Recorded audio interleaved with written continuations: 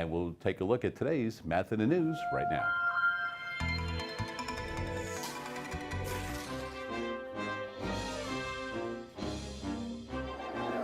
All right, today's Math in the News, obviously because we have the pumpkins on set, we're going to take a look at the math behind pumpkins.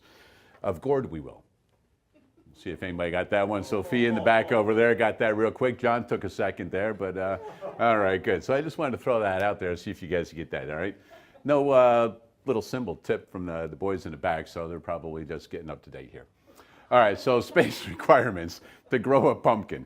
So if you want to grow a pumpkin, you're going to need about 1,000 square feet for the vine to grow out and have enough room to grow the pumpkin. Fertilizer, you need nitrogen, phosphorus, and potash, and you need to have that about 4 to 6 inches deep. Irrigation. Pumpkins have shallow roots. So what you want to do is you want to water it slowly because otherwise you're going to drown the roots, and you need to have it 1 inch of water per week, especially during the hot days, a little bit more.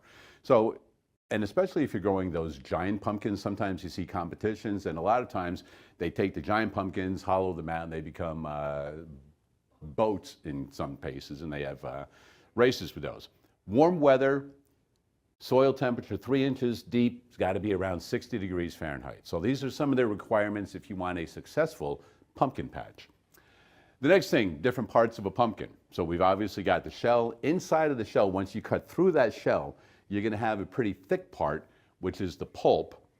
You've got the seeds in there, and then all of the other fun, gooey stuff inside with the seeds. And then you've got the cavity, the main parts of the pumpkin, aside from the stem, which is at the top. Measuring a pumpkin.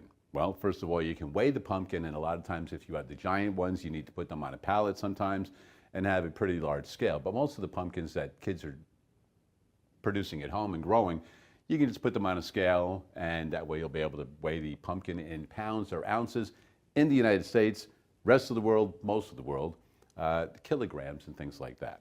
So, measuring pumpkins, finding the volume. This is one of the things that we wanted to introduce because there are a lot of times that students need to know the formulas for different things. And we're going to go over some other formulas later today, but first of all, we want to know the inside of a pumpkin, the volume of a pumpkin. So we need to know the circumference of a pumpkin, the radius of a pumpkin. There are times when students get confused on the diameter and the radius. And there are some stories called circumference, S-I-R, circumference, and the Knights of the Round Table. Have you ever heard of these? Absolutely. All right. So one of the characters in there is called Lady Di of Ameter. So Lady Di of Ameter is diameter, and they have a son named Radius. So if you think of that, you can always remember that the bigger one, the taller one, is diameter, the shorter one is radius. One way that some kids remember it. So the volume is 4/3 of pi with the radius cubed, because we're talking about volume. So let's go ahead and take a look at an example.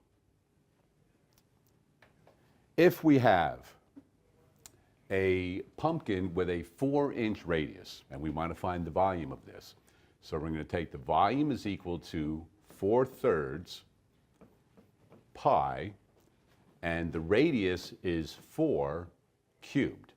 So we'll simply fill in things that we know right now. So we know that the volume is still going to be 4/3 pi, which is 3.14, and 4 to the third power is 4 times 4 is 16. 16 times 4 is 64. So these are the three numbers that we're going to be multiplying. So first thing we want to do is we want to go with the easy way. We're going to go backwards with this. So we're going to go 64 times pi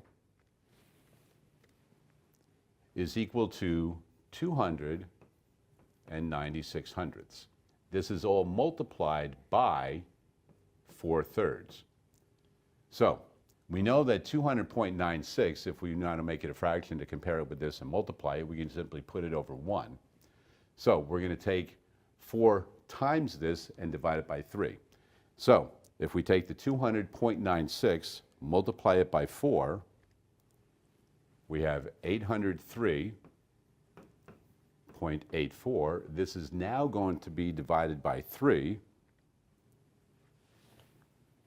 and it comes out to approximately 268 inches cubed for the volume. So we're doing approximately because it came out with a lot of decimal places, so instead of putting equals with all of the decimal places, we're going to make it approximate, especially since we're dealing with pi, which is an approximation also, since we're only going to 3.14. That's how you figure out the volume of a pumpkin with a 4-inch radius. That is today's Math in the News. We'll be back with more right after this.